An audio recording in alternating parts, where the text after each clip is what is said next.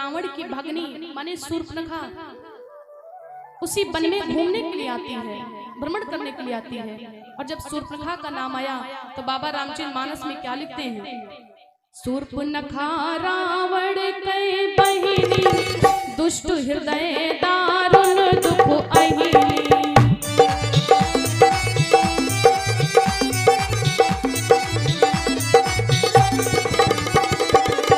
अब जैसे शूर्पणखा रावण की भगनी,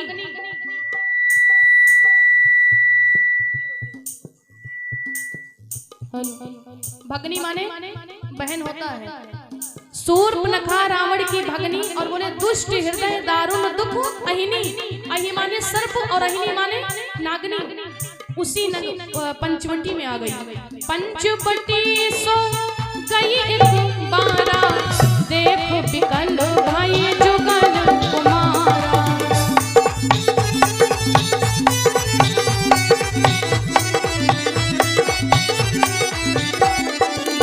रुचि रूपे धरे प्रभु पहि जाई, बोले बचन बहुत मुस्काई।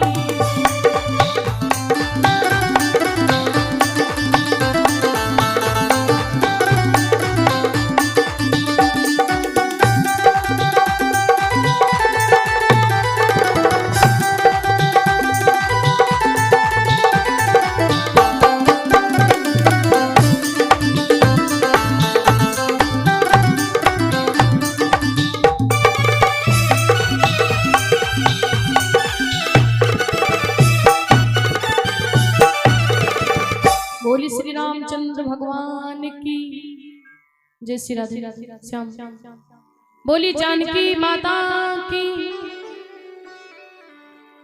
अच्छा, जो शूर्पणखा है, जब शूर्पणखा का नाम आया तो बाबा ने कहा शूर्पणखा रावण की भगनी, दुष्ट हृदय दारुण दुख अहिनी। इसको दुष्ट लिख दिया क्योंकि ये दुष्ट थी।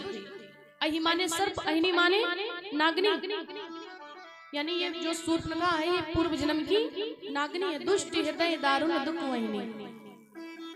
और जैसे शूर्पणखा ने पंचवटी में देखा कि दो राजकुमार भगवान राम लक्ष्मण को देखा तो शूर्पणखा सोच ली अरे वाह, इतने राजकुमार सुंदर हैं, लाओ इनके पास में जाते हैं, इनसे विवाह कर लेंगे, आनंद से रहेंगे। क्योंकि वो दुष्ट थी, लेकिन सोचने लगी कि हमारे इतने बड़े बड़े से दांत हैं, राक्षसी रूप, इतना भयानक रूप देख करके राजकुमार हमसे विवाह कहाँ करेंगे। तुरंत गई ब्यूटी पार्लर, खूब लीपा पोती करवा ली। आज जो ब्यूटी पार्लर की देन है शूर्पणखा की देन है। और शूर्पणखा खूब बड़े बड़े से नखून थे शूर्पणखा के। अच्छा, त्रेता युग में तो केवल एक शूर्पणखा थी जिसके बड़े नखून थे, और आज कलयुग में तो न जाने कितनी शूर्पणखा पैदा हो गई। आप लोग खुद ही देखते हो, लड़कियां एक चीज बड़ा गलत करती, जिस चीज को कटवाना चाहिए वो बड़ा कर रही है, और जो बड़ा करना चाहिए वो कटवा रही है। हाथ के नखूनों को बड़ा नहीं रखना चाहिए, तो कोई कोई लड़की देख ली तो शूर्पणखा उनके आगे फेल है। इतने बड़े बड़े से नाखून की पूछो ना। और बाल कभी नहीं कटवाना चाहिए, तो कोई कोई लड़की ऐसा बाल कटवाती कि लड़का उनके आगे फेल है। हाँ, थोड़ा बहुत सही करवा लीजिए, लेकिन ये नहीं। आजकल तो इतने स्टेप चले, इतने स्टेप, सब माताएं जानती होंगी भैया, मुझे तो पता नहीं है। तो शूर्पणखा खूब लीपा पोती कर ली अपने भेष पे, खूब बनावटी श्रृंगार, और भगवान के पास में आई और कहती सुनो, तुम कितने सुंदर दोनों राजकुमार हो। भगवान शूर्पणखा को देख करके मुस्कुराने लगे। अरे देवी, तुम कौन हो? क्या मार्ग भूल गई हो? कहती नहीं महाराज, मैं मार्ग नहीं भूली हूँ। मैंने एक चीज देखा है कि दुनिया में तुम जैसा सुंदर कोई पुरुष नहीं है और मुझ जैसी सुंदर कोई नारी नहीं है। तो भगवान कहते मैं समझे नहीं, कहते कि कहने का मतलब ये है कि आप मेरे साथ में विवाह कर लो। और सुनो, मैंने पूरे जगत में देख लिया, लेकिन आपके जैसा कोई सुंदर पुरुष नहीं, मेरी जैसी कोई सुंदर नारी नहीं है, आप विवाह कर लीजिए। भगवान कहते हैं मैया, हे देवी, आप मुझे कुंवारा समझते हो ना, हम कुंवारे नहीं हैं, हम कुंवारे नहीं विवाहित हैं, फिर एक नारी व्रत रखते हैं।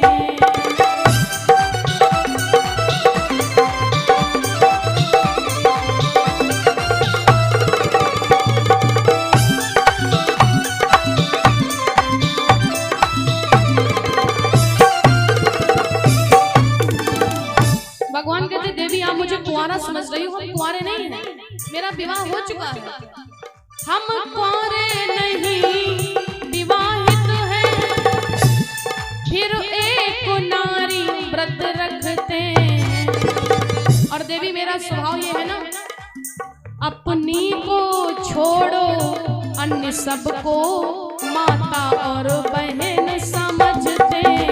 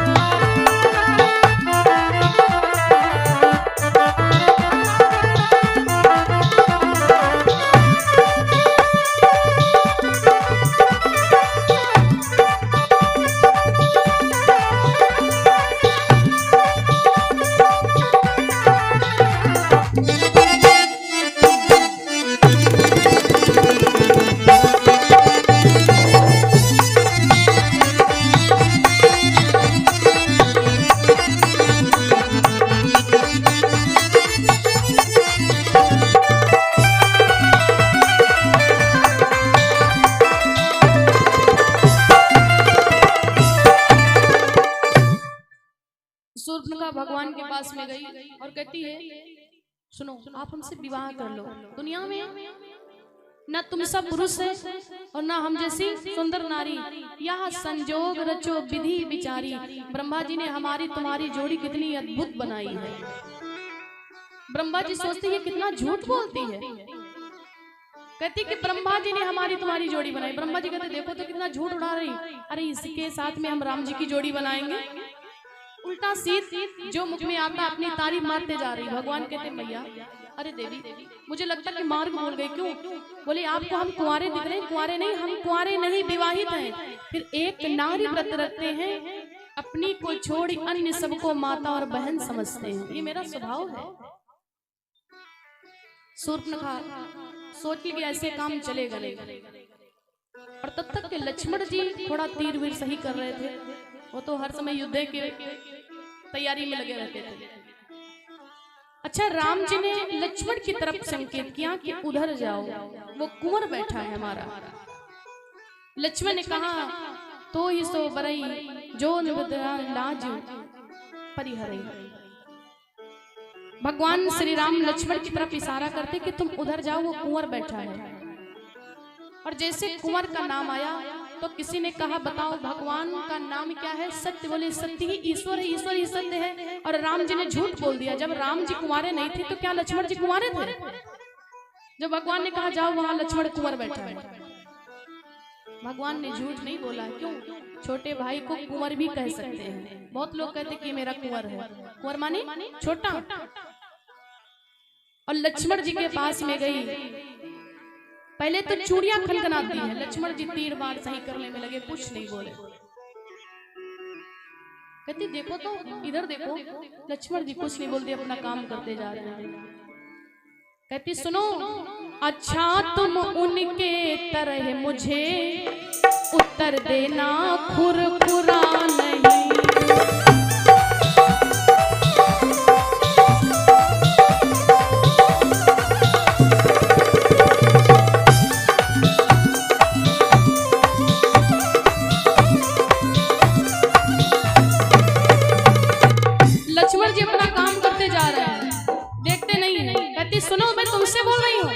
उनकी तरह मुझे उत्तर खुरखुरा मत दे देना कि मेरा भी विवाह हो चुका है।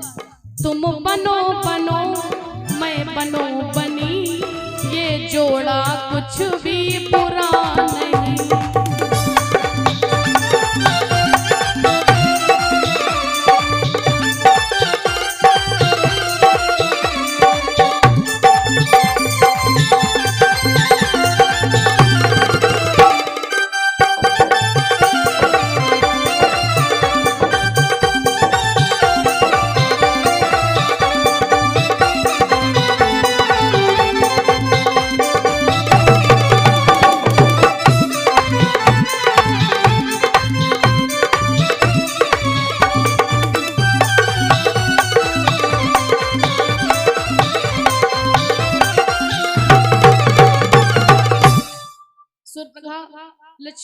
पास में गई और लक्ष्मण जी तो इतना उग्र स्वभाव के, कहती देखो तो मेरी तरफ मैं कितनी सुंदर हूँ।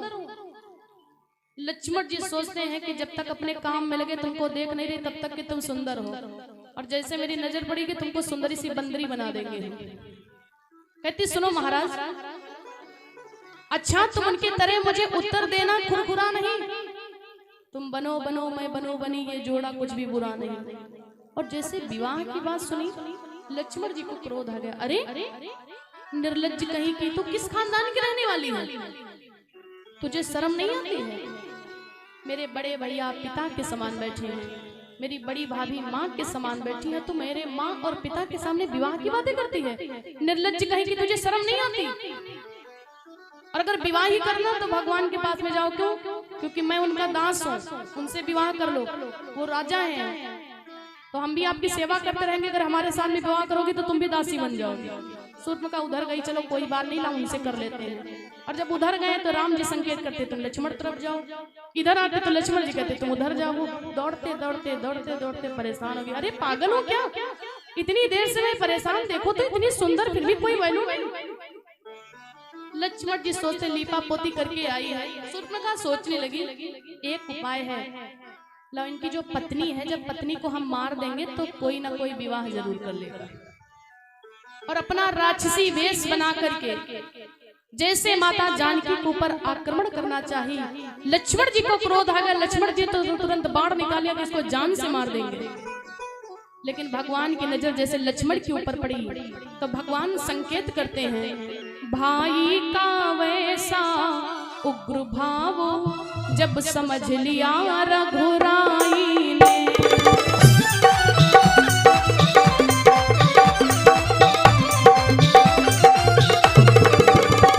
भाई का ऐसा उग्र भाव। लक्ष्मण जी बड़े क्रोध में आ गए, भगवान ने देखा कि लक्ष्मण जान से मार देगा, जब समझ लिया रघुराई ने तो भगवान संकेत करते लक्ष्मण मारो मत अंगो भंग कर दो, इसको जान से ना मारो, मारो मत अंग भंग कर दो, संकेत किया रघुराई ने।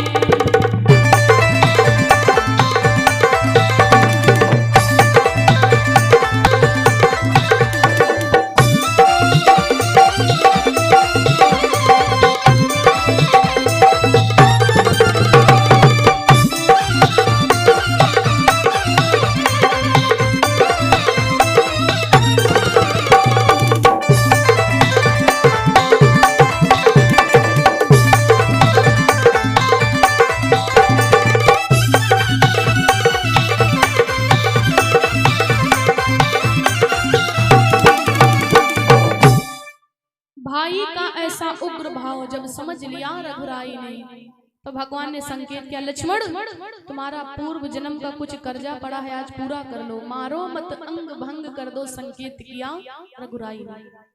जो अहिनी शब्द आया है, शूर्पणखा पूर्व जन्म की नागनी है और लक्ष्मण जी पूर्व जन्म के शेष जी हैं। लक्ष्मण शेष नाग अवतारी, लक्ष्मण जी पूर्व जन्म के शेष जी हैं और वो नागनी है। पूर्व जन्म में ये शूर्पणखा लक्ष्मण जी की पत्नी थी, कुछ कर्जा ऐसा बाकी रह गया जो भगवान कहते मारो मत अंग भंग कर दो, संकेत किया रघुराई ने। ये बहुत बड़ी कथा है, क्षमा चाहते सुना नहीं पाएंगे क्योंकि भगवान का राज्याभिषेक भी करवाना है। और लक्ष्मण जी ने तुरंत धनुष बाण को लिया, तुरंत नाक और कान को काट लिया। जैसे नाक कटी नकटी हो गई। अब देखिए पूरे शरीर में सबकी नाक ही प्यारी होती भैया, सबसे ज्यादा, क्योंकि ये इज्जत मानी जाती ना। माताएं जब अपनी बेटी को कहीं भेजेंगे तो कहीं बेटिया नाक न कटा ले कहती ना। और लक्ष्मण जी ने क्या किया, बोले नाक ही कान को काट दिया, नकटी हो गई। और यहीं से झगड़े की जड़ बढ़ गई, यहीं से लड़ाई झगड़े की जड़ बढ़ गई। शूर्पणखा तुरंत गई उसी वन में। उनके खरदूषण तीसरा भाई रहते थे जो बहुत बली थे। खरदूषण तीसरा से जाकर के बताती कि भैया उन दोनों तपसी ने मिलकर ये करनी बेहुदा की है।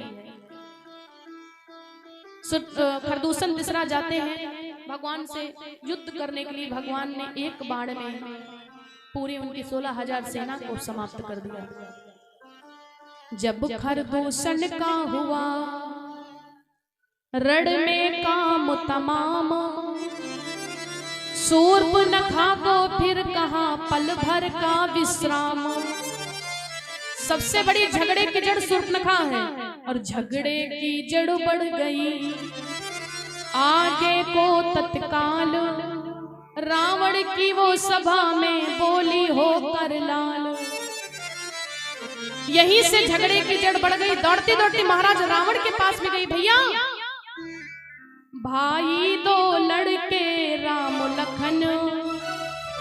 अरे भैया तुम यहाँ पर बैठे हो, देखो तुम्हारे बहन के नाक और कान कट गए, कितनी बड़ी इज्जत चली गई। अरे मेरी नाक नहीं, अपने नाक के बारे में सोचो। क्यों? बोली मेरी नाक तो कट ही गई है, लेकिन जो लोग सुनेंगे महाराज रावण की बहन के नाक कान, क्या आपकी इज्जत बचेगी? रावण कहता तो वहां करने क्या गई थी? अब देखो शूर्पनखा कितना झूठ बोलती है। एक एक बात को सुनिएगा। भाई दो लड़के राम लखन उस डंडक बन में आए।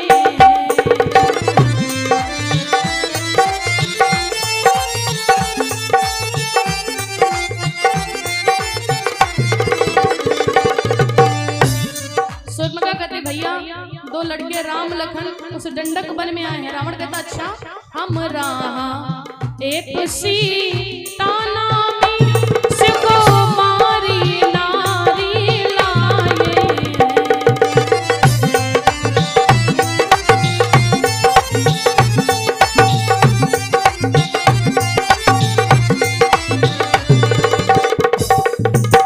रावण कहता अच्छा, तो तुम पहले ये बताओ, जरूर तुमने कुछ गड़बड़ किया होगा तभी तुम्हारे नाक और कान को कट गई।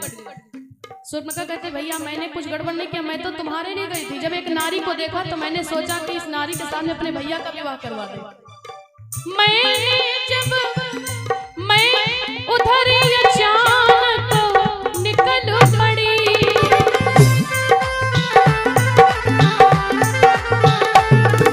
उस नारी से मिलना चाहा, उस नारी। भैया जब मैं उधर अचानक निकली, भैया मैं कवलों बढ़ाई इंस्ट्रूमेंट बाकी सब थोड़ा स्लो कर दो। शूर्पनखा कहती है कि मैं उधर अचानक निकल पड़ी, उस नारी से मिलना चाहा। देखो कितना झूठ बोलती है। फिर उसके छोटे तपसी ने मुझसे कुछ छल करना चाहा।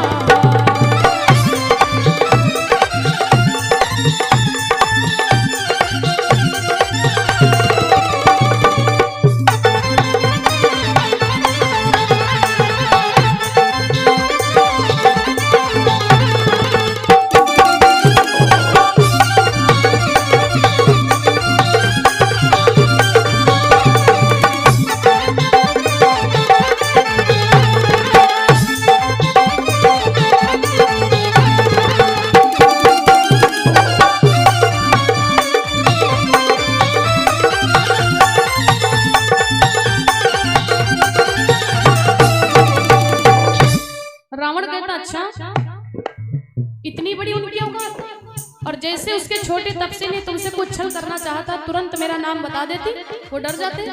शूर्पनखा कहती भैया पहले कुछ नहीं बोले, और जैसे मैंने तुम्हारा नाम लिया तभी तो गजब हो गया। मैंने जब तेरा नाम लिया,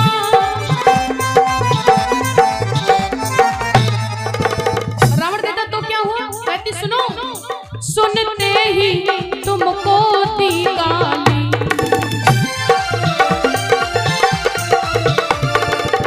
कितना झूठ बोलती है।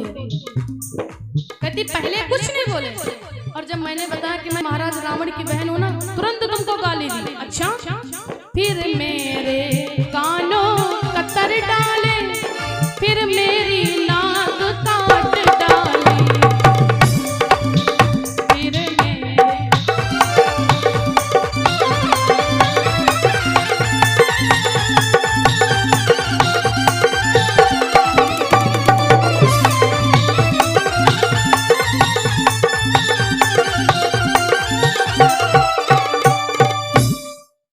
शूर्पणखा झूठ बोलती। भैया मैं उधर से अचानक निकल पड़ी, तब नारी को देखा तो मैंने सोचा कि लाओ मुलाकात कर लें, और फिर उनकी छोटी तपसी ने मुझसे कुछ छल करना चाहा। रावण कहता तुरंत नाम बता देती। कहती जय मैंने जब तेरा नाम लिया सुनते ही तुमको दी गाली, फिर मेरे कान कतर डाले और मेरी नाक काट डाली। रावण कहता अच्छा बहन, तो तुम मेरे पास क्या करने आई हो? यह समाचार यह दुराचार क्या खरदूषण ने नहीं सुना? उसका तो यही अखाड़ा था, क्या कुलभूषण ने नहीं सुना? अरे तुम खरदूषण दूसरा के पास में चली जाती। शूर्पणखा कहती भैया जब वो नहीं बचे तब तुम्हारे पास में आए हैं। अच्छा 16,000 सेना को उन दोनों तपस्वियों ने मार दिया? शूर्पणखा कहती हाँ, रावण बहुत समझदार था। रावण समझ गया जब एक अकेली ताकत ने उन सब का काम तमाम किया।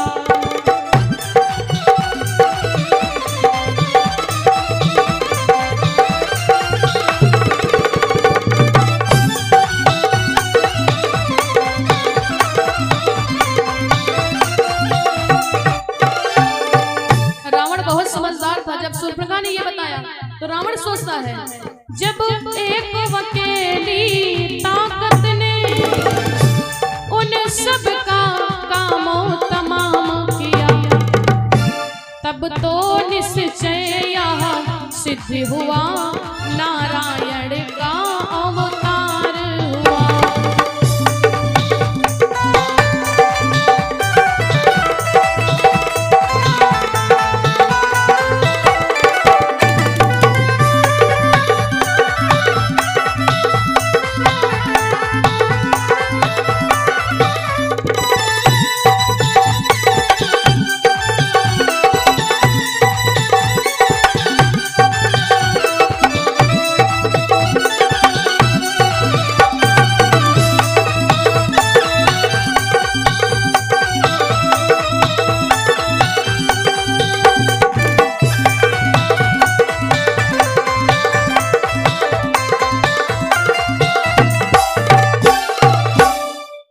रावण बहुत समझदार था।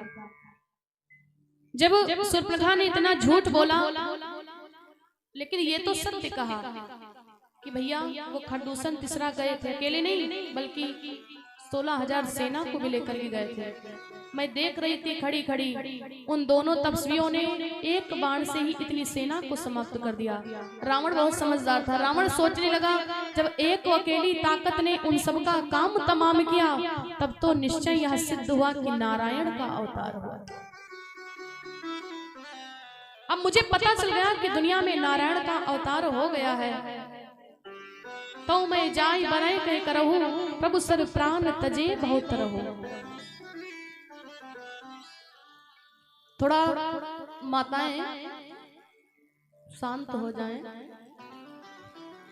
ये विशेषता होती कि जहां हुए औरतें दुई तो खोज जा रहे भूई, और जहां हुए औरतें तीन तो बातें लावे बीन, और जहां हुए औरतें चार तो बादर डारे फार। ये माताओं में विशेषता होती है। बोली सच्चिदानंद भगवान की।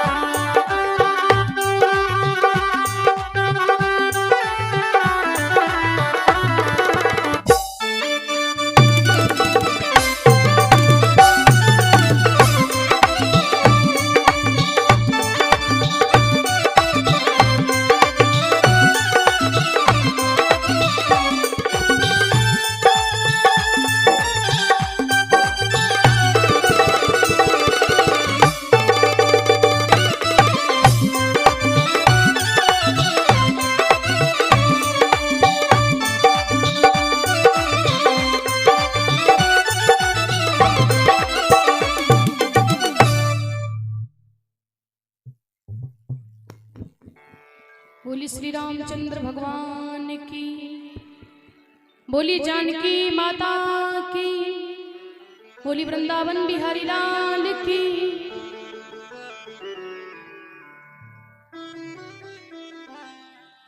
उधर माता जी का जगा दिया।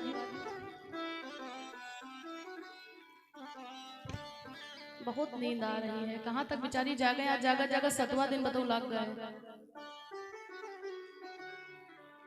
हाँ झूठ जरूर बोलोगी। देखिए 2 आदमी अपने जीवन में कभी सांच नहीं बोला था।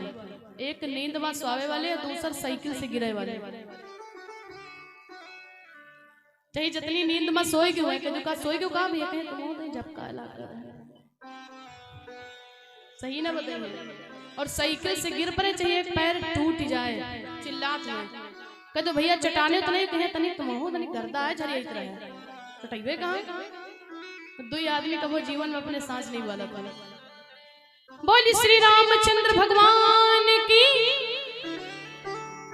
एक बार सभी भक्त मेरे साथ में गाएंगे। ऊंचा कर। बोली दुर्गा माता की। मायरी पुरड़ा भैरो बाबा हो बोली शंकर भगवान की। तो सभी लोग उठाएंगे हाथ बिल्कुल सीधे, कंजूसी बिल्कुल नहीं। और साथ में कहेंगे क्या कि मायरी पुरड़ा भैरो बाबा, मायरी पुरड़ा भैरो बाबा, कोई रहा ना बाकी। बोले भोलेनाथ की। कहती कि कोई गोरों से परेशान तो कोई कालों से, और हम सबसे ज्यादा परेशान पीछे कुर्सी वालों से। बोली शंकर भगवान की। तो सभी लोग उठाएंगे हाथ और कहेंगे क्या मायरी पुरड़ा भैरो बाबा, मायरी पुरड़ा भैरो बाबा, कोई रहा ना बाकी। बोली भोलेनाथ की। अब केवल एक हाथ उठाना है बिल्कुल सीधा, और एक हाथ उठा करके डमरू बजाएंगे सभी लोग। डम डम डम डम डम डम डम डम डम डम डम डम डम सीधा बजाओ। डम डम डम डम डम कुछ लोग बीच में डमरू नहीं बजा रहे, कुछ लोग ऐसे ऐसे बजा रहे हैं। और अगर ऐसे ऐसे बजाओगे तो आपके हाथ में लग जाएगा चोट, समझ लो। बिल्कुल सीधा उठाएंगे हाथ, बिल्कुल सीधा, और कहेंगे क्या डम डम डम डम डम डम डम डम डम डम डम बम बम बोल रहा है काशी, बम बम बोल रहा है काशी, बम बम बोल रहा है काशी। मायरी पुरड़ा भैरो बाबा, मायरी पुरड़ा भैरो बाबा, कोई रहा ना बाकी। बोले भोलेनाथ की। बोले शंकर भगवान की। एक बार सभी लोग उठाएंगे हाथ बिल्कुल सीधे, और साथ में कहेंगे क्या डम डम डम डम डम डम डम डम डम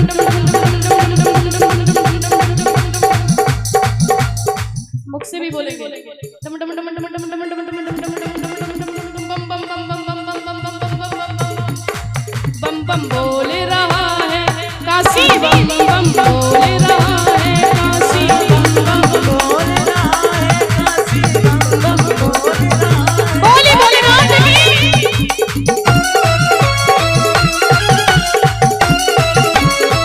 शंकर भगवान उठा के आप बिल्कुल सीधे।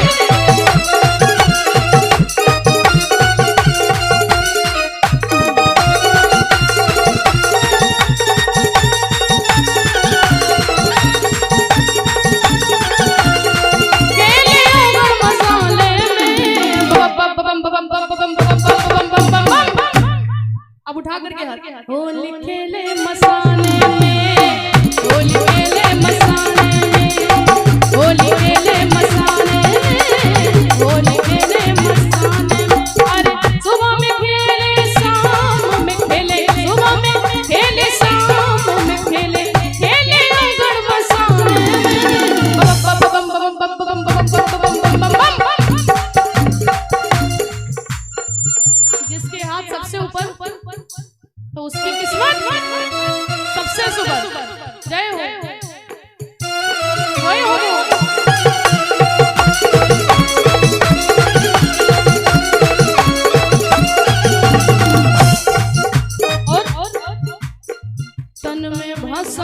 लगाए शंकर भेष बड़ा अड़भंगा है।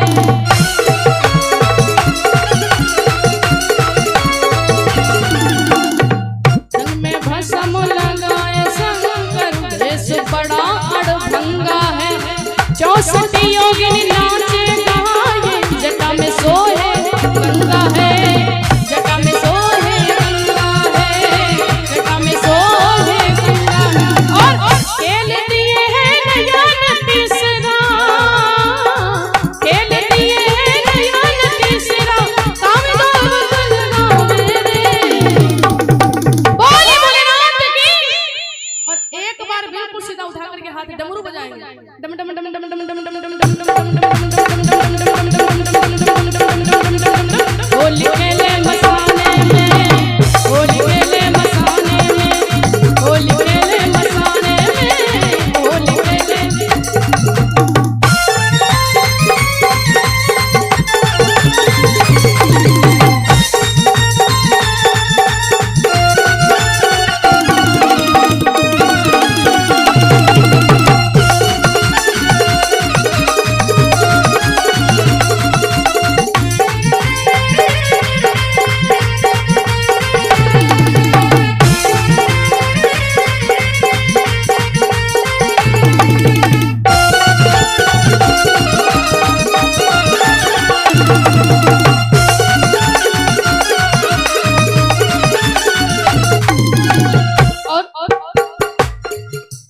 जो न बजाएगा शंकर जी के भजनों में ताली। जिनका विवाह हो चुका उनके लिए कोई बात नहीं है, लेकिन जिनका विवाह नहीं हो ध्यान से सुनेंगे। जो न बजाएगा भोले बाबा के भजनों में ताली तो उनको दुल्हन मिलेगी काली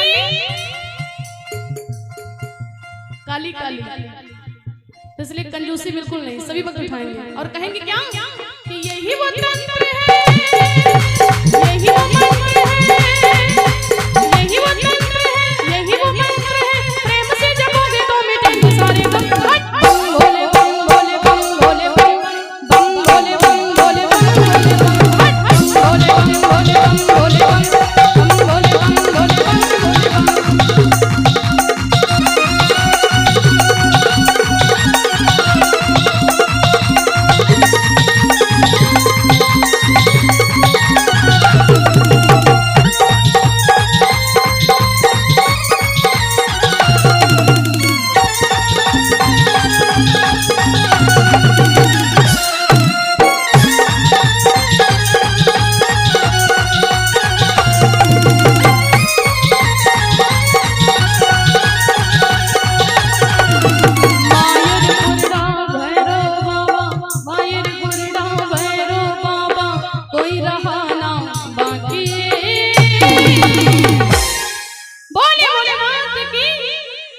माता जी की बड़ी तेज नींद आ रही है।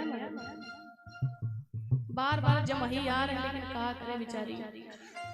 बोली सच्चे दरबार की। अब इस बार भजन की अंतिम लाइन है।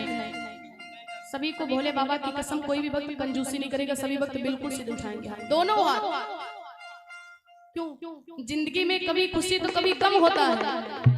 जिंदगी में कभी खुशी तो कभी कम होता है। और इस दरबार में हाथ रखकर तालियां वही बजाते हैं जिनके बाजों में दम होता है। इसलिए कंजूसी नहीं। और कहेंगे क्या बम बम बम बम बम बम बम बम बम बम बम बोले रहा है काशी। बम बम बोले रहा है काशी। बम बम बोले रहा है।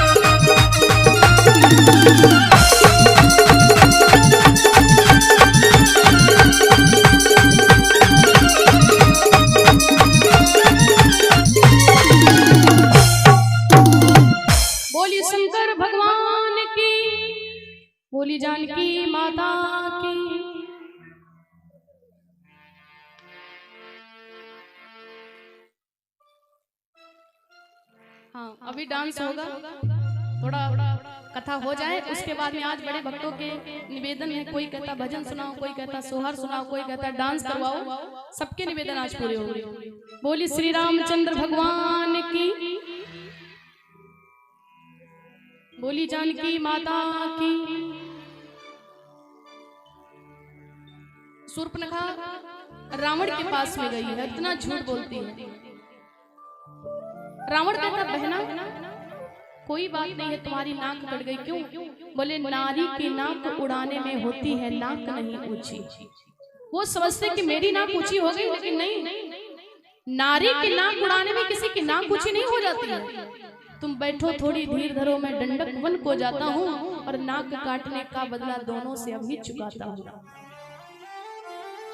तुरंत उसी लंका में मामा मारीच रहते थे और मामा मारीच के पास में गया, कहता महाराज तुम चलकर माया मृग बन जा, मैं बाबा जी बन जाऊंगा, तो राम लखन को बहकाना, मैं सीता को हर लाऊंगा। अब जैसे राम का नाम सुना मामा मारीच को ऐसा लगा जैसे जूड़ी जाड़ा गया, क्योंकि मारीच को पता है कि हम गुरु विश्वामित्र जी को यज्ञ को विध्वंस करने के लिए गए थे, तो भगवान ने बिना फर के बाण मार दिया था जो इतनी दूर गिरे थे। अरे बंद करो मुंह रावण, तुम किसका नाम ले रहे हो? और जिसने तुमको ये सलाह दिया है कि तुम राम से बैर करो, वो तुम्हारा सबसे बड़ा दुश्मन है। रावण कहता अच्छा तो तुम मुझे ज्ञान सिखाओगे? यदि साथ आज नहीं देगा तो सारा ज्ञान भुला दूंगा और सीता को हरने से पहले यमपुरी तुझे पहुंचा दूंगा। समझ लो, सीता का हरण बाद में करेंगे, तुमको यमपुरी पहले पहुंचा देंगे। सभी भक्त कथा में ध्यान लगाएं, यत्र नहीं। बोली श्री रामचंद्र भगवान की। अच्छा मामा मारीच सोचते हैं कि हर प्रकार से नीच है, अगर हम नहीं जाएंगे तो ये मुझे मार देगा, अगर हम नहीं जाएंगे इसका कहना नहीं मानेंगे तो ये मुझे मार देगा, और मरना मेरा दोनों प्रकार से तय है। वहां जाएंगे तो राम मार देंगे और यहाँ रहेंगे तो ये मार देगा, ये मुझे मार देगा, और अगर राम मुझे मारेगा तो राम मुझे मारने के बाद में तार देगा, इसलिए मैं राम के हाथों से मरूंगा तो सीधे बैकुंठ को जाऊंगा। मामा मारीच तैयार हो गए और एक मृगा का भेष बना करके कुटिया के सामने विचरण करने लगे। इस सोने के मृग को देख करके माता जानकी भगवान से कहती स्वामी जरा मृगा की तरफ तो देखो, कितना सुंदर ये मृगा है, सोने का मृग है, और इसके मार करके इसकी छाल को ले आओ, जब कुटिया को सजाएंगे कितना सुंदर लगेगा। या अपने इस मृग को अपनी अयोध्या को लेकर के जाएंगे, लक्ष्मण भैया, भरत भैया, शत्रुघ्न भैया सब खेलेंगे, कितना अच्छा लगेगा। भगवान कहते हैं जानकी ये तो मुझे कोई माया जैसा मृग लग रहा, क्यों? जो कोई बनावटी चीज होती बड़ी सुंदर होती, जो आपके भाग में नहीं होती। भगवान कहते जानकी ये कोई माया का मृग लग रहा है। मैया कहती नहीं स्वामी, इसको मां पकड़ करके जरूर लाओ। और भगवान श्री राम जानकी को समझाते, लेकिन माता जानकी जिद कर देती।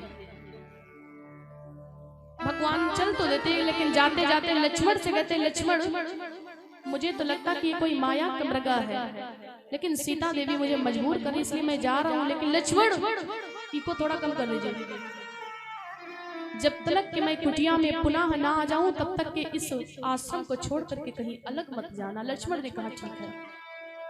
अब देखिए भगवान जैसे उस मृगा को मारने के लिए गए हैं, धीरे धीरे करके वो मामा मारीच मृगा के भेष में कुटिया से बहुत दूर आगे लेकर निकल गया भगवान को। अब कोई जानवर होता, चाहे कुत्ता हो कोई भी जानवर हो, डंडा लेकर के आप उसको जब दौड़ाते तो वो सीधे भागते जाता ना, लेकिन वो जो मृगा उछल करके कहीं इधर देखता, भगवान को मुड़ करके देख रहा, फिर थोड़ा चलता फिर मुड़ करके देख रहा, क्यों? सोचता कि कितनी बार हम राम को देख लें, मुझे दर्शन राम के हो जाए। और कथा प्रेमियों, जब आश्रम से बहुत दूर वो मृगा भगवान को निकाल ले गया, और इतने में राम जी ने जैसे बाण मार दिया, मरते मरते भी उसने रावण का कार्य किया, फर्ज निभाया। हाय सीते, हाय लक्ष्मण, हाय सीते, हाय लक्ष्मण करके पुकारने लगा। और जैसे इस आवाज को माता जानकी ने सुना, माता जानकी जैसे इस आवाज को सुनते तुरंत जाकर के कहती, लक्ष्मण देवर देवर जाकर देखो, रघुराई तुम्हें टेरते हैं, मुझे लगता है जैसे तुम्हारे भैया को किसी ने मार दिया हो। लक्ष्मण जी मुस्कुराने लगे, भाभी कैसी बातें करते हो? अरे क्या भगवान के भी ऊपर कोई संकट आ सकता है? अगर उनके सांस लेने में भी जरा से दिक्कत होती तो पृथ्वी थर्राने लगती है, और भगवान को अगर कोई मार देगा, भैया को मार देगा, तो हम लोग यहाँ बैठे रहेंगे? अरे भाभी कैसी बातें करते हो? सीता मैया कहती, नहीं, ये तुम्हारे भैया की ही आवाज है। लक्ष्मण जी समझाते हैं कि मैया, भगवान को, भैया को कोई भी मार नहीं सकता, छू तक नहीं सकता, मारने की तो बात अलग रखो, लेकिन माता जानकी ने मजबूर कर दिया। नारी को कभी भी मर्यादा से बढ़कर के कोई काम नहीं करना चाहिए। मजबूर कर दिया मैया ने, जिसे इंग्लिश भाषा में लिमिट कहते हैं। लक्ष्मण जी ने इतनी बार मना किया, इतनी बार मना किया, तो मैया को विचार करना चाहिए था। जब आप भी कहीं जाओ, अगर आपकी माँ जी, पिताजी बार बार मना करते, आज मत जाओ, आज मत जाओ, आज मत जाओ, तो आप मत जाइए। क्यों? जाने के बाद में कुछ गड़बड़ हो सकता है।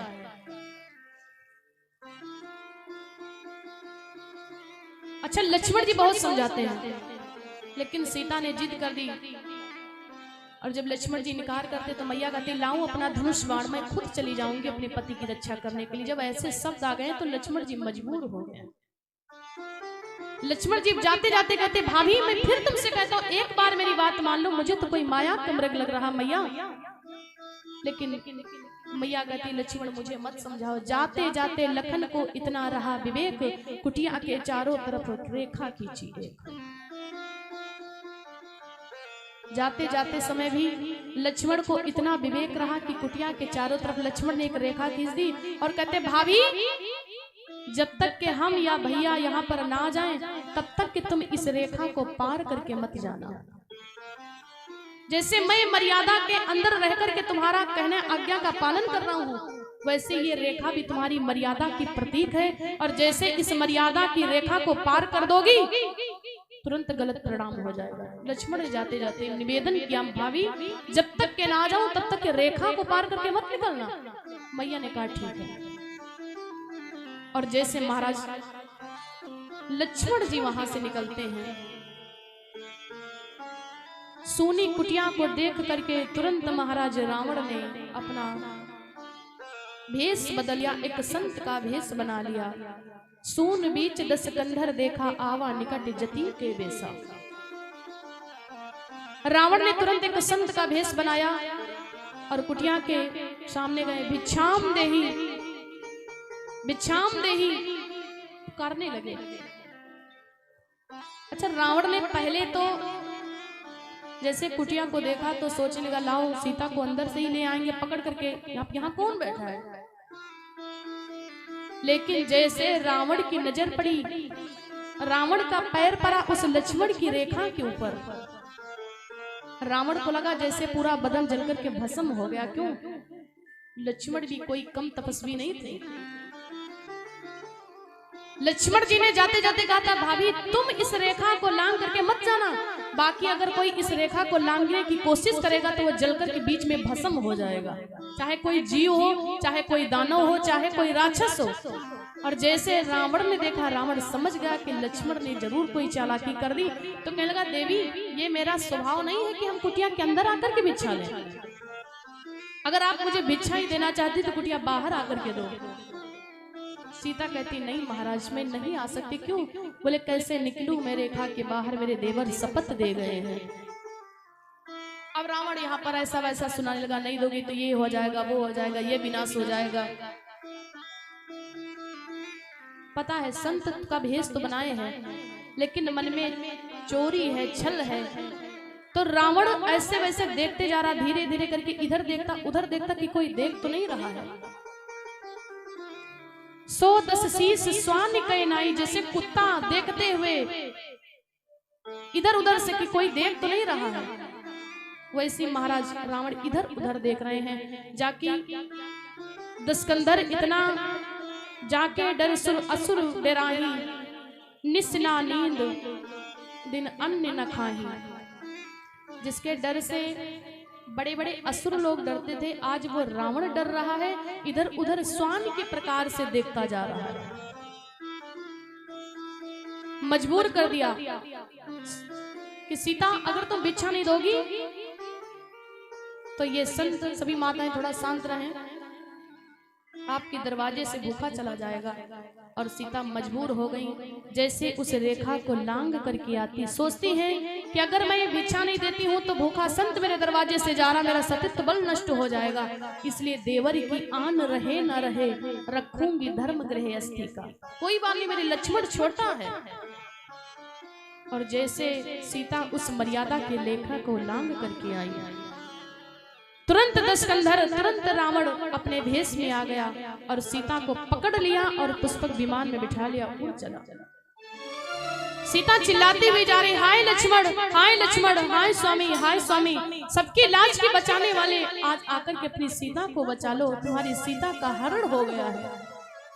हाय लक्ष्मण, तुम्हारा नहीं दोषा, लक्ष्मण इसमें तुम्हारा कोई दोष नहीं है।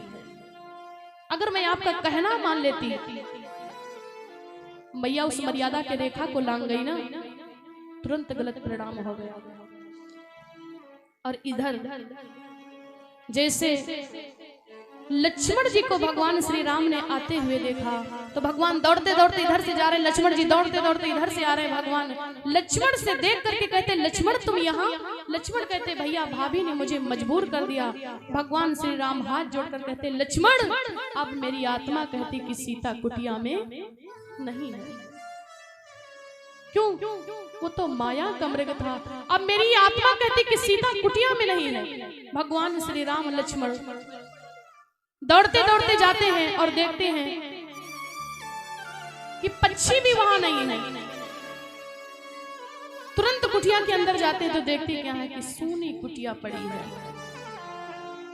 भगवान फूट फूट करके रोते हैं, हाय लक्ष्मण, मैंने तुमको कितना बताया, वो तो माया का मृग था। लक्ष्मण जी हाथ जोड़कर कहते हैं, भैया भाभी ने मुझे मजबूर कर दिया।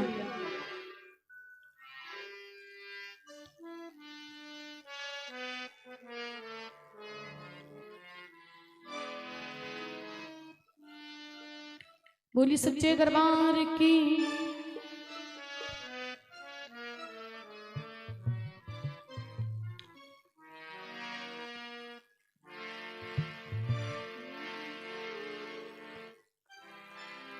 आश्रम देखो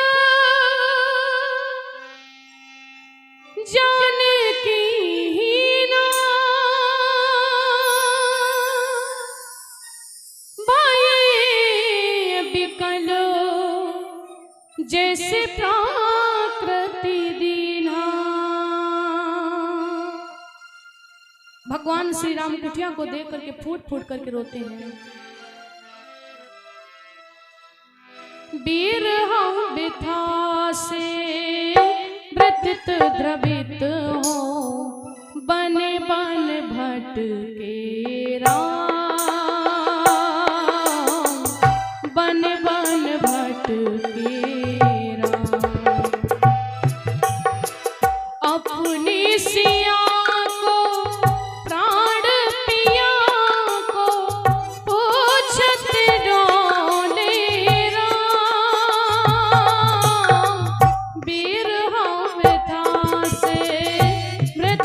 द्रवित हो, बन बन भट के राम,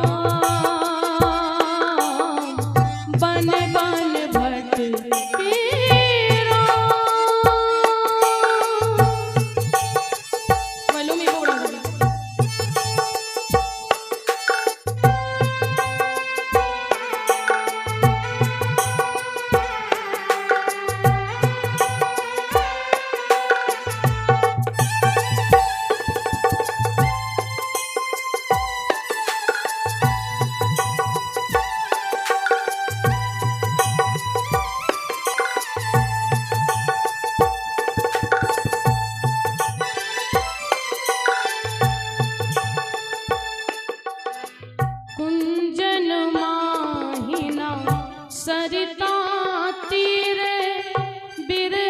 बिकल रघुवीरो घनी रे। ओ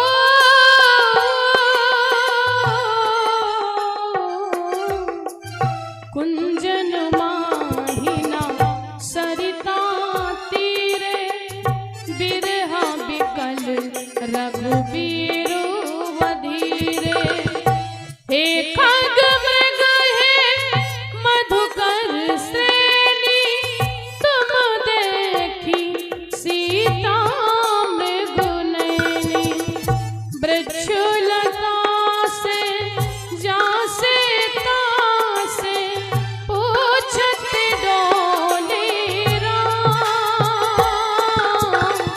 बिरहा बिथा से व्रजत द्रवित हो बन बन भट के राम। बन बन भट के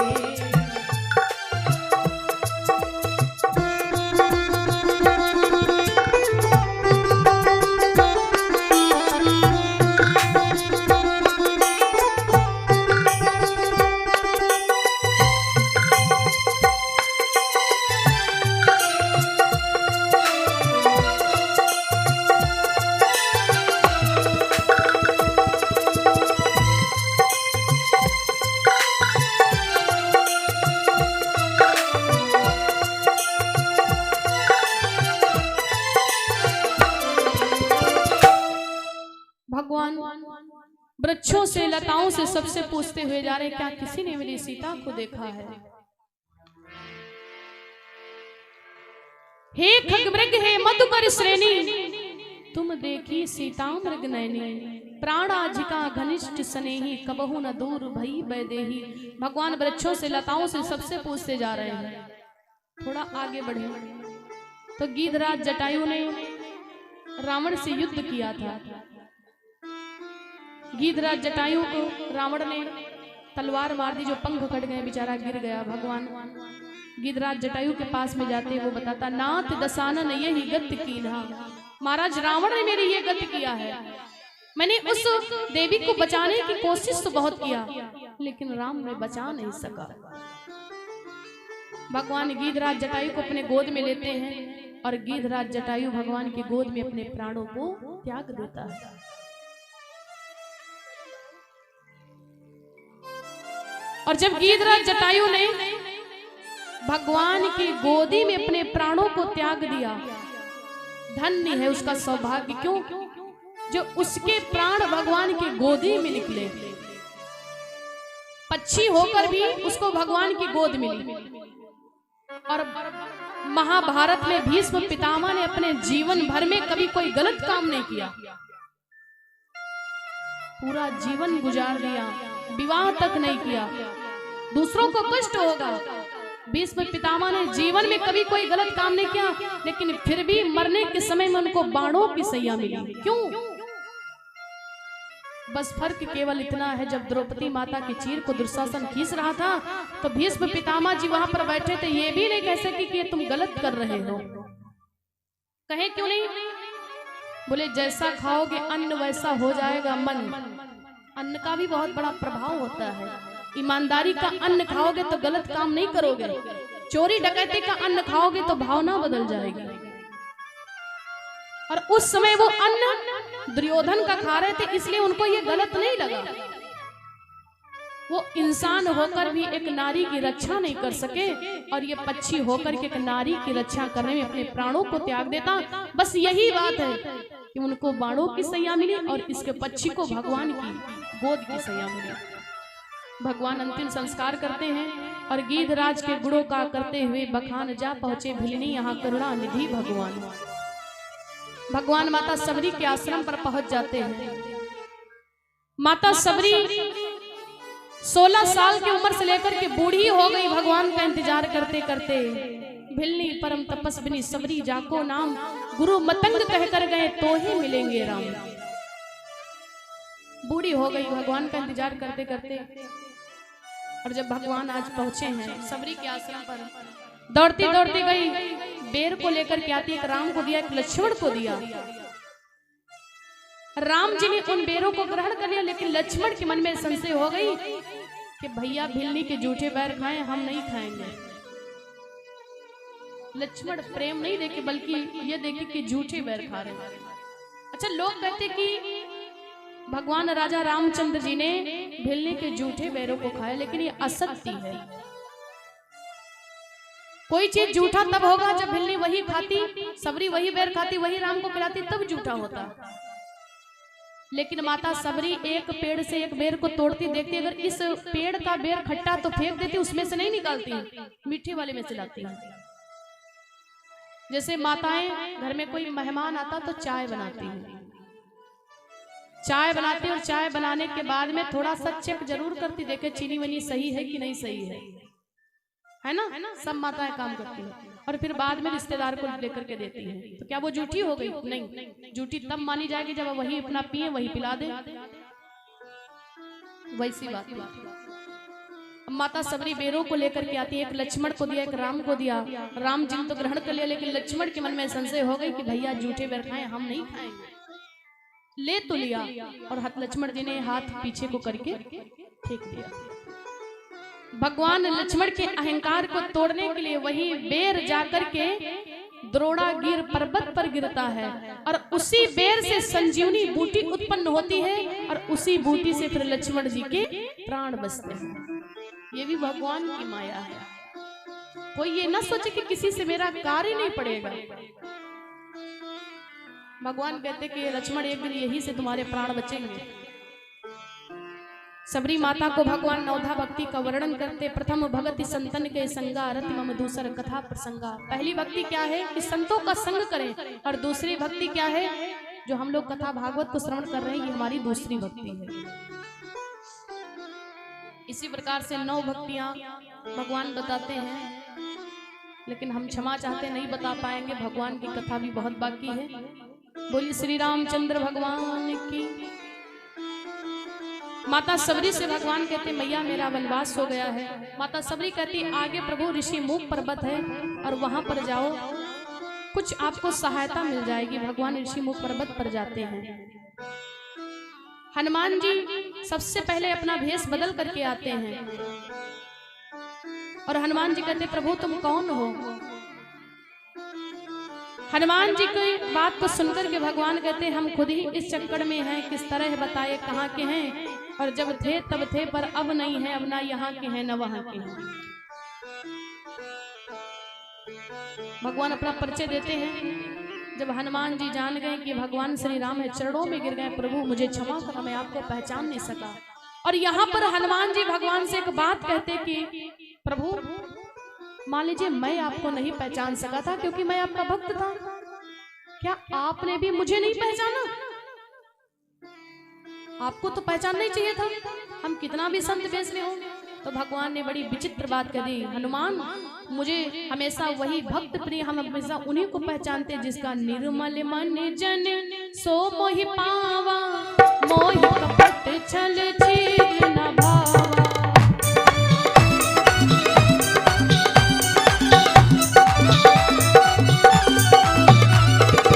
निर्मल मन जन सो मोहि पावा, मोहि कपट छल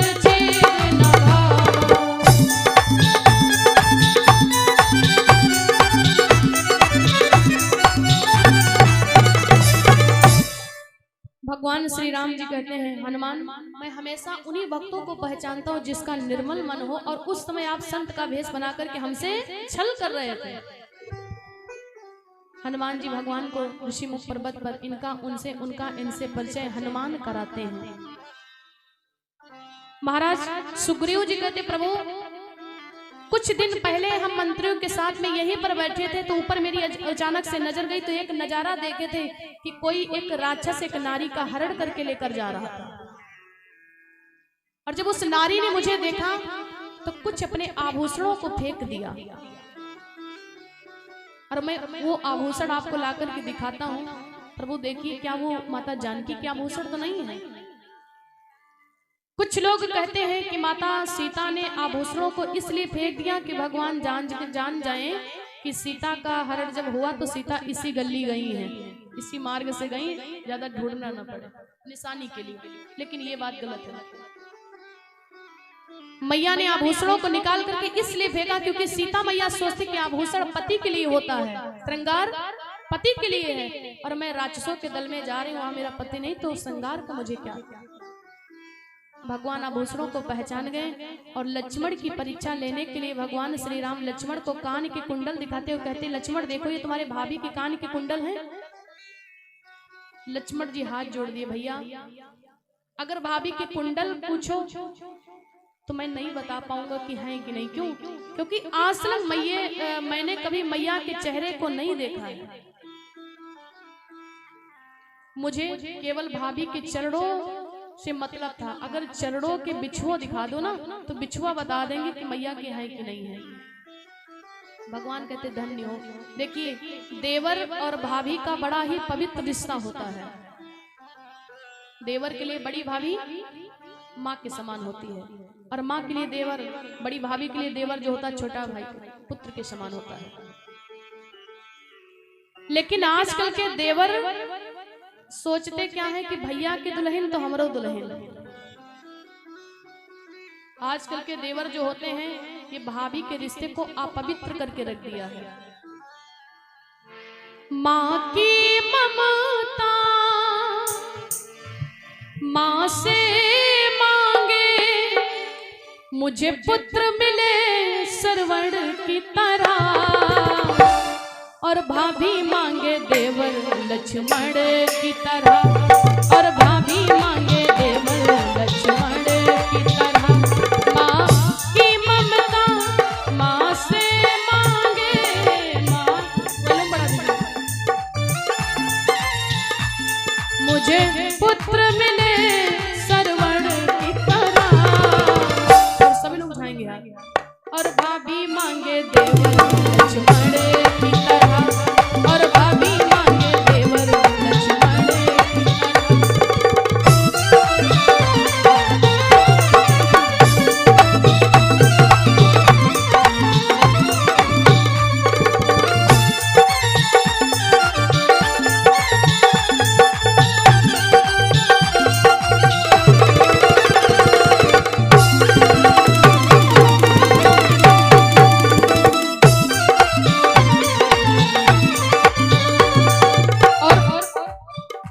भजन के एक शब्दों को सुनिएगा। गुरु बिन ज्ञान कहाँ से लाऊं, क्योंकि गुरु से बड़ा न कोई, गुरु से बड़ा न कोई भैया।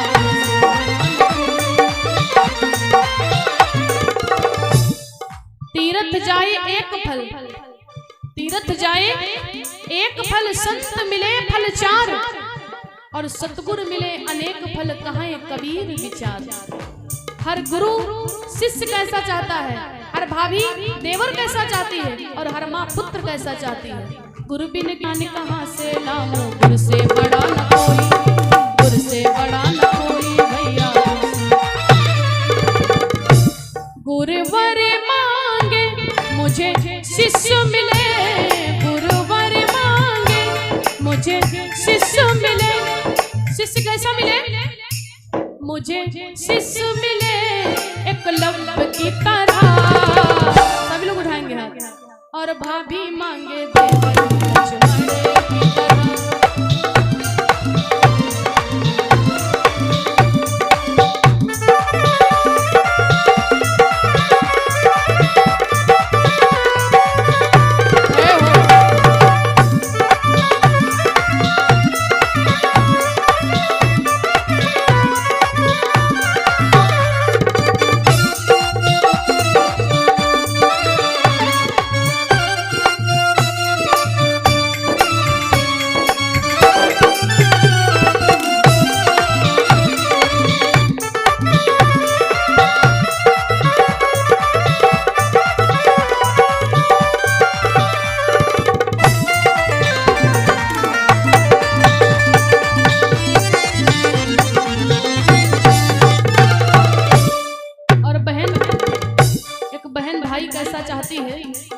बहना की जो तान को सुनकर दौड़े चलते आते, दौड़े चलते आते, दौड़े चलते। बहना की जो तान को सुनकर दौड़े चलते आते, दौड़े चलते आते। चीर को दुशासन खींच रहा था तो मैया ने कृष्ण को याद किया, भैया अब आकर के मेरी लाज को बचाओ। भगवान दौड़ते पाँव गए। हर बहन कृष्ण के जैसा भाई चाहती है। बहना की जो तान को सुनकर दौड़े चलते आते, दौड़े चलते बहना मांगे मुझे भाई मिले, बहना मांगे मुझे भाई मिले, मुझे भाई मिले श्री कृष्ण की तरह। बोली सच्चे दरबार की। अब सभी लोग उठाएंगे हाथ बिल्कुल सीधे और कहेंगे क्या? और भाभी मांगे देवर लक्ष्मण की तरह, और भाभी मांगे देवर लक्ष्मण की तरह। माँ की ममता माँ से मांगे, माँ की ममता माँ से मांगे, मुझे पुत्र मिले सरवण की तरह, और भाभी मांगे देवर लक्ष्मण की तरह, और भाभी मांगे देवर लक्ष्मण की तरह।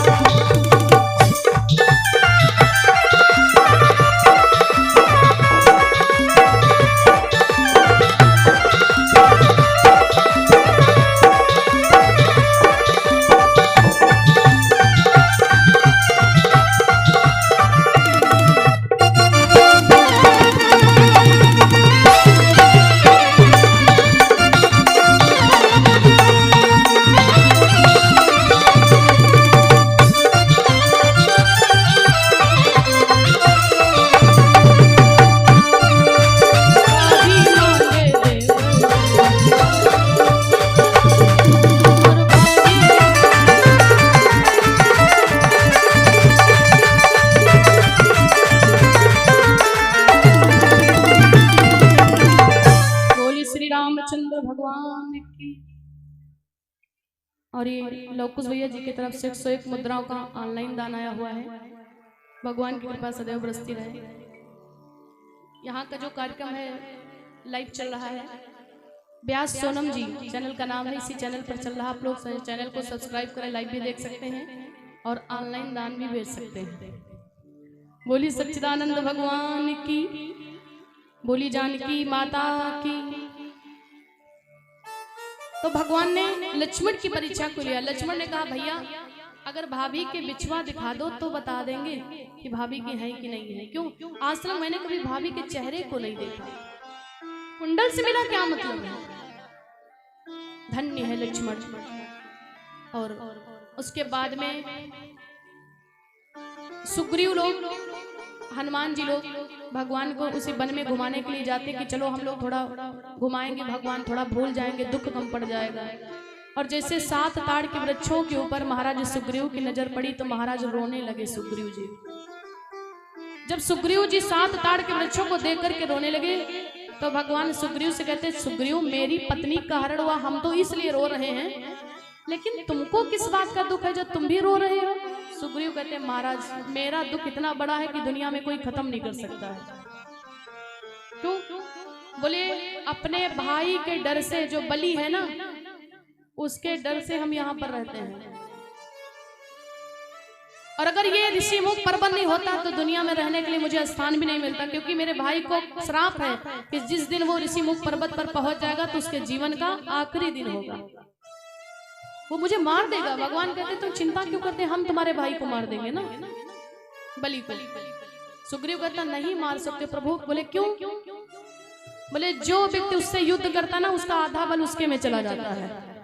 जो भी व्यक्ति बलि से युद्ध करेगा तो उसका आधा बल माली में चला जाएगा। इसलिए भगवान कहते हम मार देंगे, तो कहते महाराज विश्वास नहीं है, मार देंगे। तो सुग्रीव कहता है ये जो 7 ताड़ के वृक्ष लगे हैं ना, अगर एक बाण से तुम 7 ताड़ के वृक्षों को काट दो तो मान जाएंगे कि मार दो। अब वो जो 7 ताड़ के वृक्ष थे तो ये नहीं कि एक लाइन से लगे हों कि भगवान बाण मार दे कि एक साथ सब कट जाए। वो 7 ताड़ के वृक्ष जो थे वो सांप की आकृति में थे, ऐसे ऐसे करके, ऐसे ऐसे करके। अब एक लाइन से होते तब तो आसान ही है, लेकिन 7 ताड़ के वृक्ष वो सांप की आकृति में है, ऐसे ऐसे करके भगवान ने एक बार से 7 ताड़ों के वृक्षों को काट दिया। अब विश्वास हो गया। भगवान कहते बाल से जाकर के कहो कि हम तुमसे युद्ध करने के लिए आए हैं। बाल ही गया, अरे महाराज मैं आपसे युद्ध करने के लिए, और बाल तुरंत बाहर निकलता, सुग्रीव हमसे युद्ध करने के लिए आ गया, और क्रोध के मारे बाल ही भूल गया कि हम ऋषि मुख पर्वत पर जा रहे हैं, आज मेरे जीवन का आखिरी दिन होगा। दोनों में युद्ध होने लगा, और इतने में बाल ने सुग्रीव के एक मुक्का मार दिया, और मुक्का खा करके दौड़ते दौड़ते भगवान के पास में गए। सुग्रीव कहते महाराज आपके ऊपर ज्यादा विश्वास करने वाला नहीं है, क्यों? कहते बताओ, आपके कहने से मैंने झगड़ा मोल ले लिया और आपने मारा नहीं, इतनी देर से देख रहे हो खड़े खड़े। भगवान कहते भैया मार तो देते, लेकिन हम सोच रहे थे खड़े खड़े दोनों का बैर निकलने दो, और तुम दोनों भाई भाई हो, यदि मिल जाओ तो मिलने दो, क्योंकि बाल सुग्रीव दोनों सगे भाई थे। क्या मतलब मारने से, अगर मिल जाओ तो मिल जाओ। सुग्रीव कहने लगा बस महाराज अब माफ करो, जीवन में कब्बो नहीं बनी है, बता रहे हो कि मिल जाओ तो मिलने दो। भगवान कहते अच्छा, इतने पर भी मैं बार बार धनुहा पर बाण चढ़ाता था, लेकिन तुम दोनों एक रूप के थे, इससे भी धोखा खाता था। दोनों एक शकल के, और अगर मारे तुम बाल के लग जाए तुम्हारे, तब भी तो दिक्कत हो जाती, इसलिए तुम मेरा हार पहन जाओ, इससे मुझे पहचान होगी। और अब की बार गया है भगवान एक वृक्ष के ओट से छिप करके बाल को मार दिया, और जैसे बाल के बाण लगा, दगा दगा धोखा धोखा, मुझे किसने मार दिया? अगर किसी के अंदर सामर्थ्य तो सामने आकर के मारता। भगवान गए हैं बाली के समक्ष में। बाली इतनी विचित्र बातें भगवान से करता कि भगवान राम भी जवाब नहीं दे पाते हैं। बाली कहता है प्रभु कारण कौनो नाथ मोहि मारा,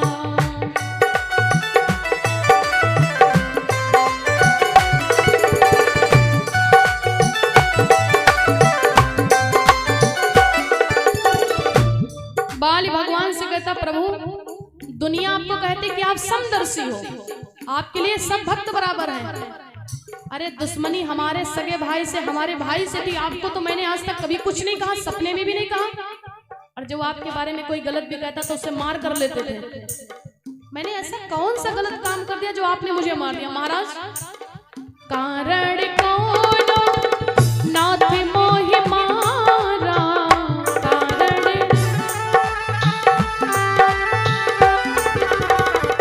मैं बैरी सुग्रीव ही प्यारा।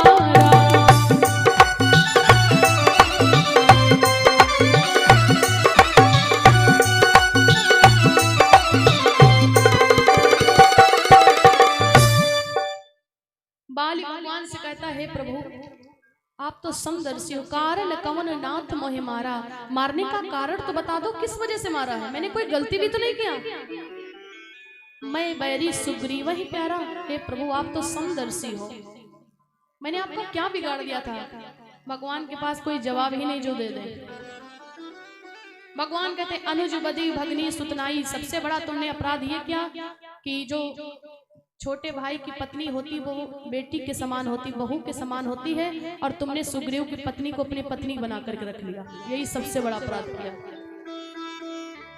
तो बाली कहता क्या ना, लेकिन ये धारणा तो इंसानों में चलती, हम लोग तो जानवर है, बंदर हैं, फिर हमारे में क्यों देख रहे हो? भगवान अपने कहे हुए वचनों में बंद गए। भगवान कहते अच्छा तो कहो तो तुमको जिंदा कर दे। बाली कहता नहीं प्रभु जिंदा मत करो, क्यों?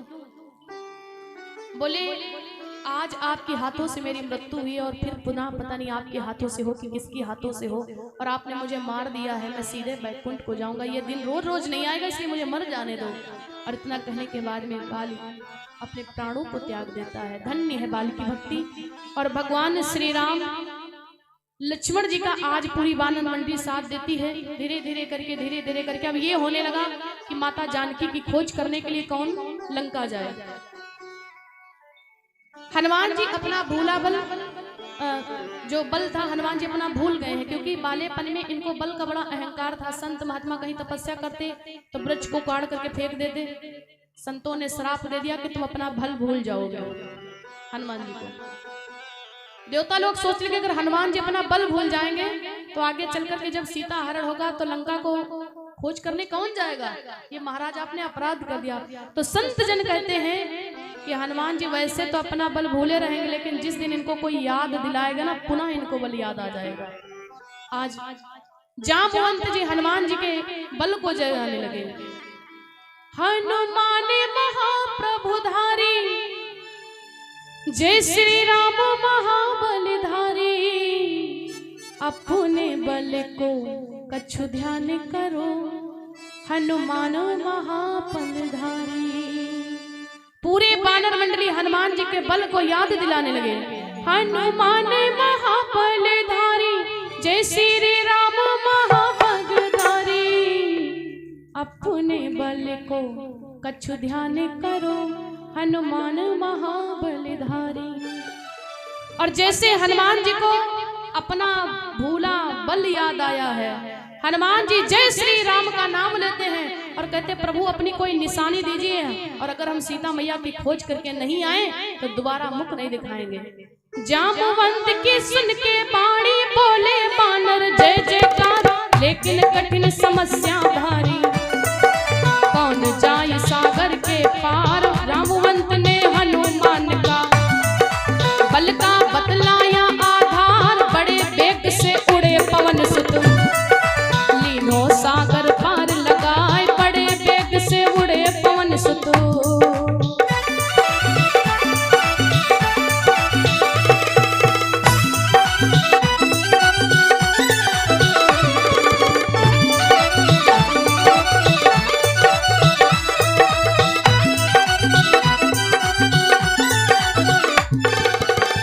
बड़ी बेगों से उड़े पवन सुत, लीन हो सागर पार लगा, लीन हो सागर पार लगा।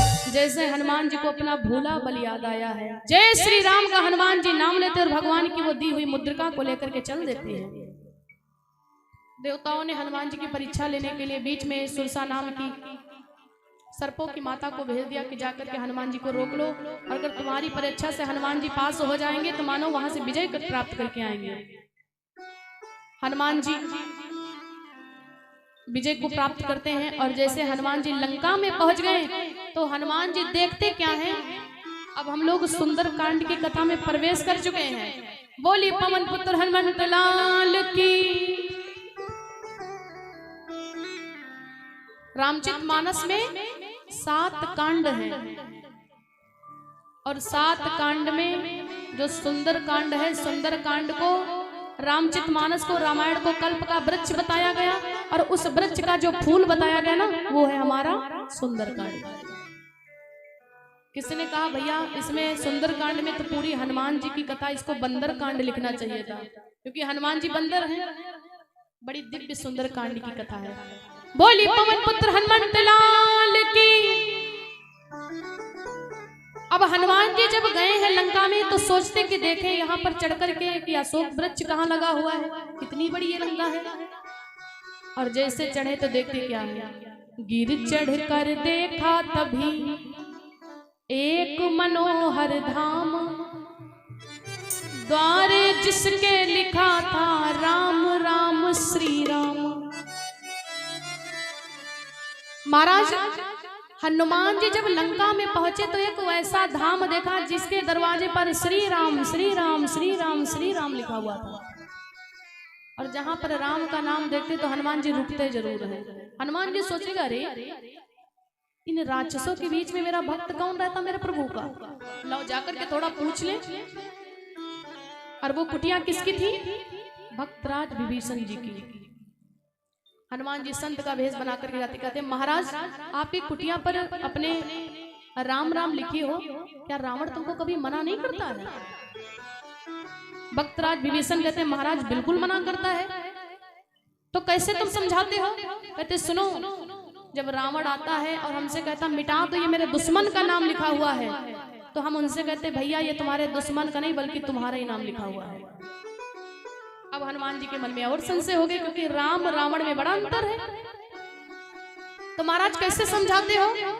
भक्तराज विभीषण कहते हैं कि मैं ऐसे समझाता हूँ, जब कहता है कि मेरे दुश्मन का नाम है तो हम कहते भैया आपका ही नाम है। कैसे? बोले आगे का अक्षर है रा, रा से हुआ रावण, और पीछा का शब्द क्या है? माँ, माँ से हुआ मंदोदरी। आपका और भाभी का नाम है वो चला जाता है, क्योंकि रावण बुद्धिमान तो बहुत बड़ा था लेकिन विवेक नहीं था। बिन सत्संग विवेक ना हो, वो कभी सत्संग में गया ही नहीं, तो विवेक कहां से आ जाए। हनुमान जी तुरंत अपने भेष में आते हैं और हनुमान जी अशोक वट वृक्ष पर बैठ करके धीरे धीरे करके राम की कहानी सुनाना चालू कर दी। राम कहानी सुनो श्री राम कहानी, राम कहानी ढप लगाइए, सुनो श्री राम कहानी। हनुमान जी गाते हैं, कहते सुनते आवे, कहते सुनते आवे अखियन पानी, राम कहानी सुनो श्री राम कहानी, कहानी सुनो श्री राम कहानी। अब जैसे हनुमान जी उस अशोक वृक्ष पर बैठ करके राम की कहानी सुनाना चालू की। बैठ सुनो। जैसे माता जानकी ने राम का नाम सुना, मैया तुरंत उठ करके ऐसे ऐसे झांकने लगी। अरे मुझे लगता है कि मुझे प्रभु का कोई भक्त आ गया, कोई सेवक आ गया। हनुमान जी पूरी राम की कहानी सुनाना चालू करते हैं। कल भेष भिक्षु का धर के, भिक्षा का आग्रह करके, कल भेष भिक्षु का धर के, उस जन के ललित सीता को छल बल से ले गया हर के, बड़ा दुख पावे देखो,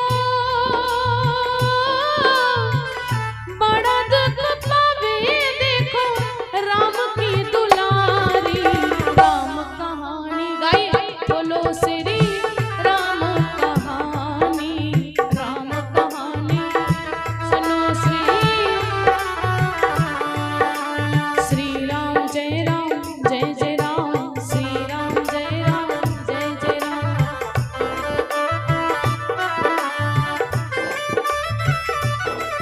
हनुमान जी पूरी सत्य ही बातें बता रहे हैं। आगे क्या कहते हैं? हो दशरथ के राज दुलारे, कौशल्या के आंख के तारे, दशरथ के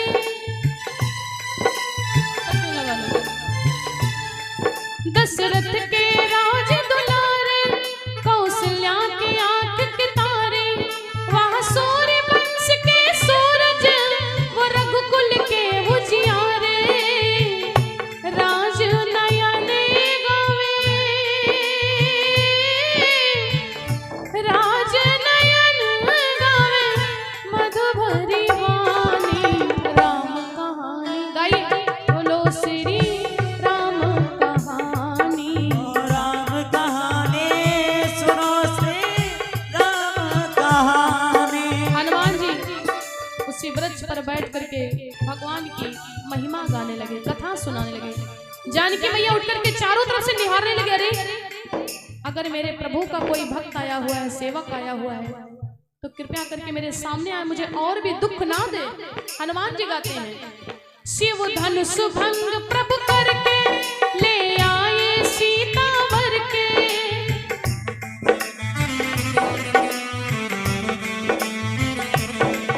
शिव धनुष भंग प्रभु करके ले आए सीता वर के, राज नयन गावे हो, राज नयन गावे मधुभरी वाणी। सभी लोग उठाएंगे हाथ और भाव से गाएंगे, राम कहानी सुनो श्री राम कहानी, राम कहानी सुनो श्री राम कहानी। हनुमान जी पूरी सत्य सत्य कथा सुनाते जा रहे हैं। मैया खड़ी हो गई, चारों तरफ निहारने लगी। हनुमान जी गाते हैं, प्रभु बर ने मोहि पठायो, मैं राम दूत बन आयो, श्री राम ने मोहि पठायो, राम दूत ने आयो, सीता माँ की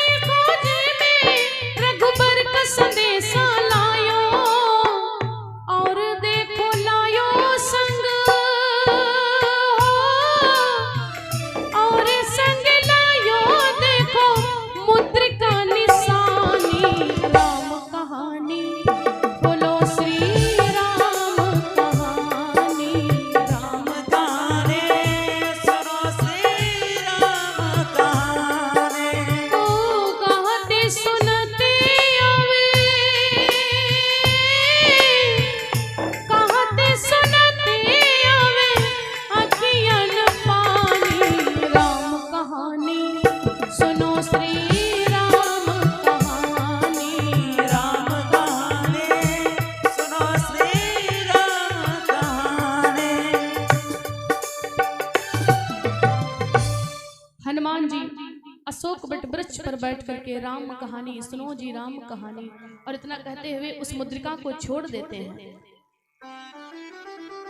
मैया जानकी ने जैसे मुद्रिका को देखा तुरंत उठाने के लिए चाही, लेकिन सोची कि अगर उठा लेंगे हो सकता महाराज रावण ने अपने माया से कुछ छुड़वा दिया हो, मैं छू लूं और मेरा सतत बल नष्ट हो जाए।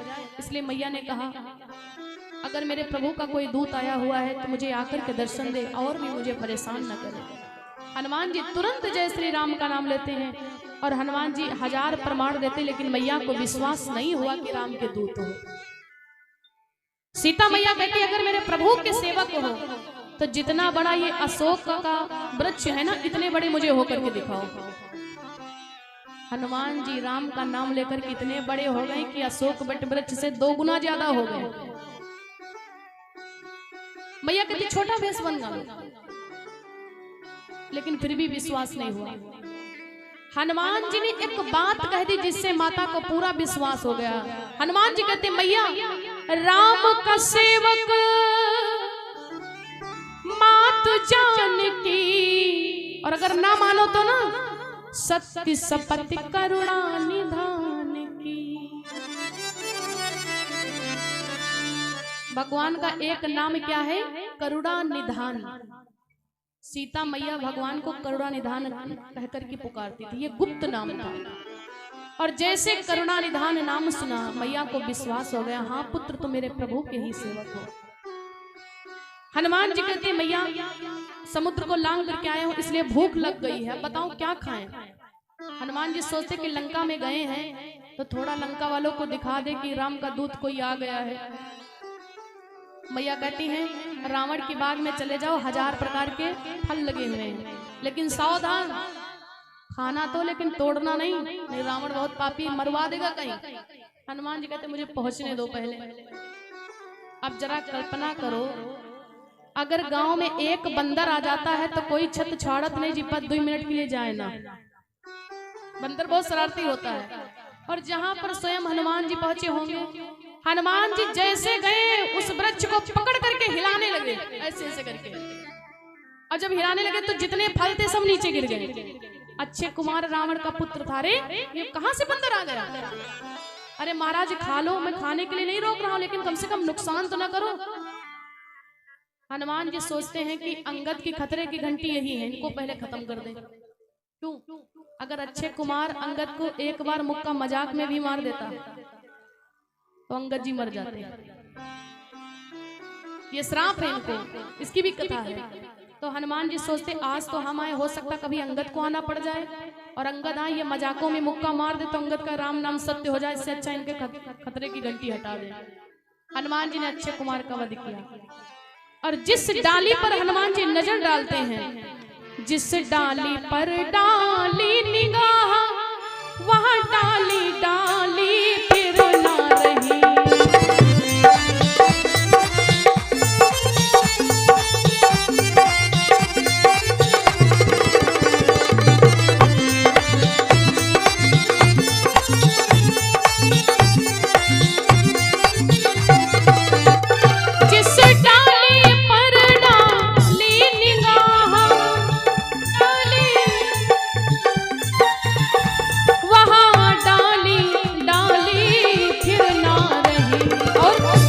फल फूलो तोड़ सब फेंक दिए। हनुमान जी जितने फल थे सबको तोड़ करके फेंक दिए, जितने फूल थे उनको भी तोड़ दिए। फल फूलो तोड़ सब फेंक दिए, डाली हरियाली फिर ना रही।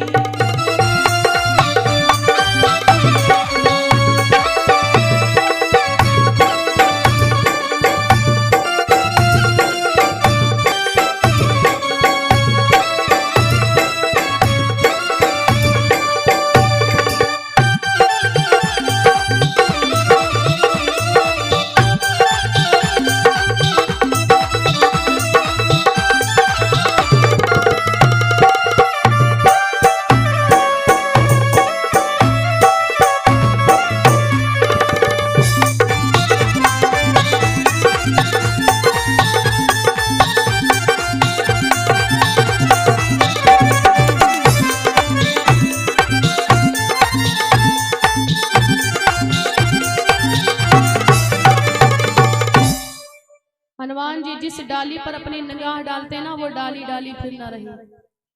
हाहाकार मच गया पूरी लंका में। कुछ लोग जाकर के कहते महाराज रावण, रामादल का कोई बंदर आया है ना, पूरी बाग को उजाड़ करके रख दिया। और हनुमान जी माता जानकी के पास में जाते कहते मैया मात मोही दीजो कुछ चीन्हा, जैसे मोहे रघुनायक दीन्हा। मैया जैसे भगवान ने मुझे अंगूठी दिया था ना, वैसे आप भी कुछ चीन में दो जो डाल करके हम भगवान को दिखाएं कि मैया से मिल करके आए हैं। मैया ने चूड़ा मणि को दे दिया। क्यों चूड़ा मणि ही क्यों दिया? क्योंकि उस चूड़ा मणि को वरदान था कि ये चूड़ा मणि जहां पर रहेगी वहां का राजा कभी हार नहीं सकता।